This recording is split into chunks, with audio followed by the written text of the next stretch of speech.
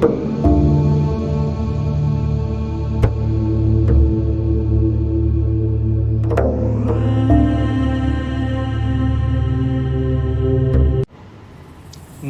જિલ્લાને 52 કિલોમીટર દરિયાઈ કાંઠો લાગે છે, જેમાં વસેલા ગામો ચોમાસાની સિઝન દરમિયાન અરેબિયન સીમાં સર્જાતા વાવાઝોડા સામે લાંબો અનુભવ ધરાવે છે. દરિયામાં જોવા મળતા કરંટથી તેઓ તોફાનની ગતિ માપી લેતા હોય છે. ત્યારે બોરસી માછીવાડ ગામના બાળકો પણ વાવાઝોડા જોતા જ તેઓ મોટા થયા છે. જો વાવાઝોડું કે ઉગ્ર સ્વરૂપ ધારણ કરે અને સ્થળાંતર કરવું પડે એવી સ્થિતિ ઊભી થાય તો પણ ગ્રામજનો માનસિક તૈયારી પહેલેથી જ કરી નાખતા હોય છે. ત્યારે હવે ગ્રામજનોની ફક્ત એક જ માંગ છે કે અહીં પ્રોટેક્શન વોલ બનાવવામાં આવે, જેથી કરીને દરિયો ગામને ગળી રહ્યો છે તે બચી શકે. આ ગામની બહુ ખરાબ પરિસ્થિતિ છે અમારી. અમે કેટલા વર્ષથી અહીંયા, આજે 6 વર્ષથી અહીંયા રહેતા હતા, પણ આજે આ 2 વર્ષથી જ આ પાણી આવે, કોઈ વરસ આવતું નહીં. આ બધી દરિયા કિનારે બધું ધોવાઈ ગયું ને અમારા બહુ દૂર ઘેર હતા, બહુ દૂર ઘેર હતા. હવે આ બધું ધોવાઈને દરિયો નજીક થઈ ગયો ને અમારા એકદમ ઘેર બાજુ આવી રહ્યો છે ને ઘેરમાં હારી અમારું બાજુ ને દરિયો કહેવાય ને, તો અમે શું કરીએ હવે? ત્યારે આજે આપણે વાત કરીશું જલાલપુર તાલુકાનું વાસી બોરસી ગામ.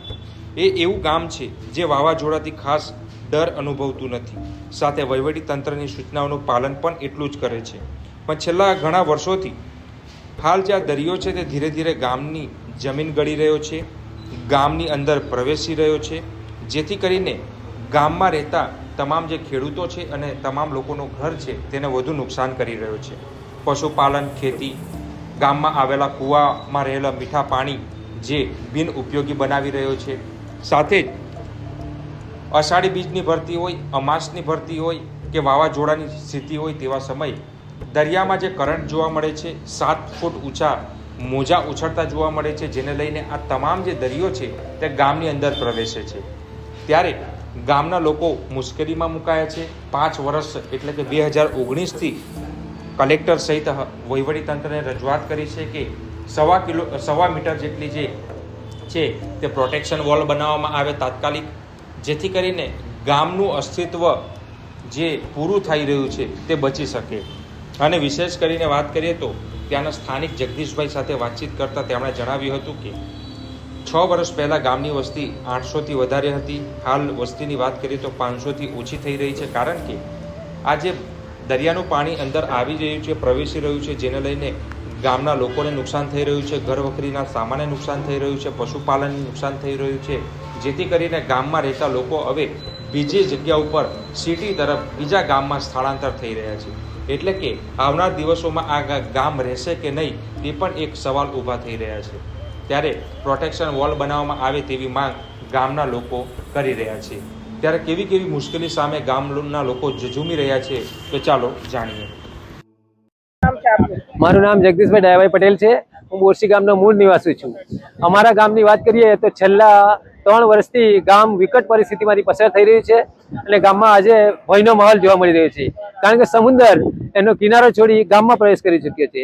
આજે લગભગ ઘણા ઘરોમાં સમુદ્રનું પાણી અંદર આવી ચૂક્યું છે અને ઘણા ઘરોને અમારે શિફ્ટિંગ બી કરવા પડ્યા છે. છેલ્લા 5 વર્ષથી અમે સતત રજૂઆત કરી રહ્યા છીએ કે આ ગામના પ્રોટેક્શન વોલ કરવામાં ન આવે તો અસ્તિત્વને ખતરો ઊભો થાય એવું છે. તો છતાં પણ પ્રશાસને કોઈ પણ જાતની એક્શન લીધી નથી અને જમીન પર કોઈ પણ જાતનું કામ દેખાતું નથી. છેલ્લા 7 વર્ષની વાત કરીએ, 5-7 વર્ષની, તો આ ગામમાં 700થી 800 માણસોની વસ્તી હતી. આજે 500ની અંદર વસ્તી થઈ ગઈ છે, કારણ કે ગામનો જે માણસો છે એ ડર થકી અહીંથી ગામ છોડી અને બીજી સુરક્ષિત જગ્યા પર શિફ્ટ થઈ ગયા છે. તે ઉપરાંત આ ગામનો જે રોજગાર છે એ રોજગાર દર બી ઘણો ઊંચો છે, 16.5. ઉપરથી આ ગામનું મુખ્ય ખેતી અને પશુપાલન પર નિર્ભર છે. આજે પશુપાલન અને ખેતીને બી ખતરો ઊભો થઈ ગયો છે. તો આ ગામને બચાવવા માટે અમે પ્રશાસનને વિનંતી કરીએ કે જલ્દીથી જલ્દી, લગભગ આવતા વર્ષે કોઈ બી હિસાબે આને પ્રોટેક્શન વોલ ન બનાવવામાં આવે તો આ ગામનું અસ્તિત્વ રહેવા લાગે એવું લાગતું નથી.